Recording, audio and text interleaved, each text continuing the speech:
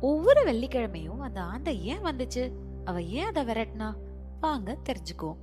பொன்னின்னு ஒரு விதவை ஒரு சின்ன கிராமத்துல தனியா வாழ்ந்து வந்தா.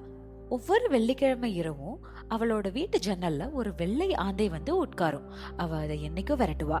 அவளோட அக்கம் பக்கத்தினர்கள்லாம் அவகிட்ட சொன்னாங்க, ஐயோ, வெள்ளை ஆந்தை ஒரு ஆபத்தின் அறிகுறியாச்சே அப்படின்னு. ஆனா அந்த ஆந்தை அவ வீட்டுல மறுபடியும் மறுபடியும் வந்தது.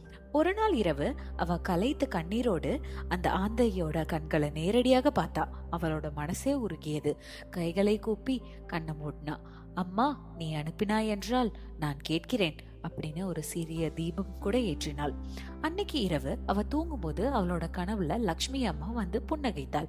மறுநாள் காலை அவ எந்திக்கும் போது அவ வீட்டுல ஒரு பழைய ஆவணம் அவளுக்கு கிடைச்சது. அது என்ன ஆவணம்னா, அவளோட கணவன் அவளுக்காக விட்டு சென்ற நிலத்தோட ஆவணம். அது அவளோட வாழ்க்கையே மாற்றியது. அன்னையில இருந்து அந்த ஆந்தையும் திரும்பி வரவே இல்லை. ஏன்னா அவளுக்கு தேவையான செய்தி அவளுக்கு கிடைச்சு விட்டது. இதே போலதான் லக்ஷ்மி அம்மா எப்போதும் நமக்காக அடையாளங்கள் அனுப்புகிறாள். நம்ம அது கேட்கிறோமா அப்படின்றது தான் முக்கியம். இந்த வெள்ளிக்கிழமை நீங்களும் நம்பிக்கையோட உங்களோட கண்களை மூடுங்க. மனதை திறந்து வச்சுக்கோங்க. அம்மா நம்ம எல்லார்கிட்டையும் பேசுகிறாள். ஓம் ஸ்ரீ மகாலட்சுமியே நமக. இது போல இன்னும் நிறைய கதையை தெரிஞ்சுக்க நம்ம சேனலை இப்பவே ஃபாலோ பண்ணுங்க. நன்றி.